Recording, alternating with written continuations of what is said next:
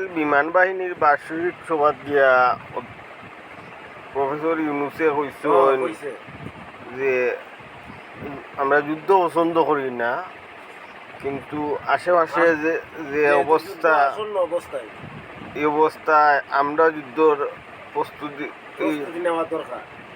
থাকা দরকার। আর জয় নিশ্চিত ধরে রাখতে হবে। আর যুদ্ধ করলে তো বিজয় তুইব ধরনের প্রস্তুতি দরকার। এই যে কথাটা আসলে কিন্তু দেখলাম বিএমপি আন্তর্জাতিক বিষয়ক নেত্রী রুমিন ফারহানা এটা নিয়ে তাই খুব গভীর উদ্বেগ প্রকাশ করা যে লোকে যুদ্ধ লাগার সম্ভাবনা, অস্ত্র কিনা দরকার, কিতা তো দিও কিতা বুঝা গেল যে যুদ্ধ লাগিয়ে আনলে অস্ত্র কিনবো, আর দেশে আইয়া আমার দেশে আক্রমণ করিয়া আনলে বাদে তাই অস্ত্র কিনবা। অস্ত্র ওটা দিলে আইতে বছর 2 বছর 5 বছর লাগতে পারে। বানাইয়া রাখছে নি ও তো রেডিমেড বানানি ইয়া রাখার সময় পান না তো। না না, খালি বাংলাদেশেও গেছে ব্যস্ত, ভিতর শ্বশুর দেশেও গেছে ব্যস্ত।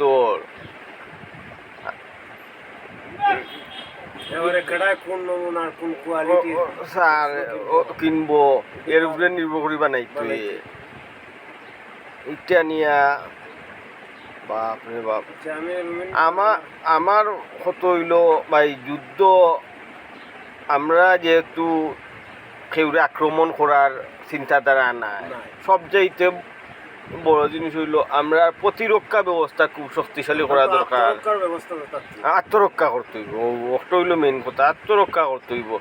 আত্মরক্ষার লাগি প্রতিরক্ষা ব্যবস্থা যাতে কেউ রাডার সিস্টেম শক্তিশালী করতে হইব। রাশিয়ার S-400 ভারতে মোতায়েন করিয়া অলরেডি বাংলাদেশ সীমানাত রাখিছে, কিন্তু আমরা গেছে ইলা শক্তিশালী কোনো রাডার সিস্টেম নাই। এটা দুর্বল রাডার সিস্টেম কিছু আছে, যুগ উপযোগী রাডার সিস্টেম ব্যবহার করতে না নি। কারণ এখন বিশ্বের যে অবস্থা, আমি আক্রমণ করলাম না, কিন্তু কেউ যদি আমারে আক্রমণ করিলায় আমি তো আত্মরক্ষা তো করতাম। আত্মরক্ষার ব্যবস্থা কিতা রাখলাম?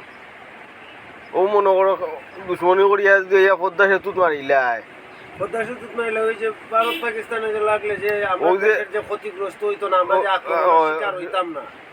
আমার যদি রূপপুর বাড়ানো কেন্দ্র মারিলায় কত হাজার হাজার কোটি টাকা লস হইব, এর দায়বার খেনিতা। কিন্তু কতই গেলে তো আর ঘরে চিল্লাইয়া মাতিয়া লাভ নাই। রাষ্ট্রীয় সম্পদ রক্ষা করার লাগি তো গুরুত্বপূর্ণ সিদ্ধান্তর বিষয়ে